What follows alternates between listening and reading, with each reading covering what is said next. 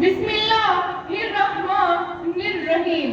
ترتیب دے رہی ہوں لفظ یاد کے لیے، ترتیب دے رہی ہوں لفظ یاد کے لیے، کامل کہاں کہ لکھ سکوں استاد کے لیے.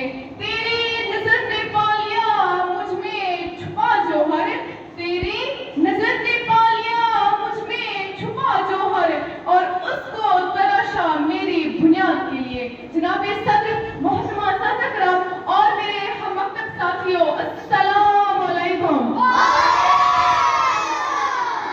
علی وقار، جیسے کہ آپ جانتے ہیں کہ استاد کی سختی باپ کی محبت سے بہتر ہے. اگر حقیقت کی نظر سے دیکھا جائے، استاد ہی نوجوان قوم کی تربیت کا ضامن ہوتا ہے. والدین بچے کی جسمانی پرورش کرتے ہیں، جبکہ استاد کے ذمہ بچے کی روحانی پرورش ہوتی ہے.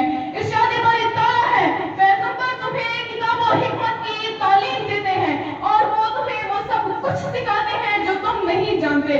ارشاد نبوی ہے، انما بعثت معلما، بے شک میں معلم بنا کر بھیجا گیا ہوں. اسی طرح حضرت علی کا قول ہے کہ جس شخص نے مجھے ایک لفظ سکھایا وہ میرا استاد ہے اور میں اس کا غلام ہوں.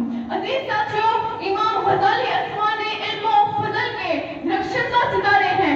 وہ لکھتے ہیں کہ جب تک تم اپنا سب کچھ علم کو نہ دے ڈالو، علم تمہیں اپنا کوئی حصہ نہیں دے گا. لیکن آج کل تو بقول اقبال رہ گئی رسم ازاں روح بلالی نہ رہی، رہ گئی رسم ازاں روح بلالی نہ رہی، فلسفہ رہ گیا تلقین غزالی نہ رہی. سامعین کرام، انسان جس سے جو کچھ بھی سیکھے اس کا احترام فرض ہے. اگر سیکھنے والا سکھانے والے کا احترام نہیں کرتا تو وہ علم محض رٹا ہے، بے معرفت ہے، صرف گفتار کی عبارت ہے، عمال کا حسن نہیں. جب تک ادب و احترام کا جذبہ دل کی گہرائیوں سے نہیں پھوٹے گا، اس وقت تک نہ تو علم کا گلزار مہک سکے گا اور نہ وہ علم سیکھنے والے کے قلب مبارک کو نورانی بنا سکے گا. استاد اور شاگرد کا رشتہ روحانی رشتہ ہے. جو شاگرد استاد کا احترام کرتے ہیں تو ان کے لیے ان کا علم نور بن جاتا ہے. استاد قوموں کی تقدیر بدل سکتا ہے، سحر انقلاب بھرپا سکتا ہے. سامعین کرام اور عزیز ساتھیوں، میں اپنے اساتذہ کرام کو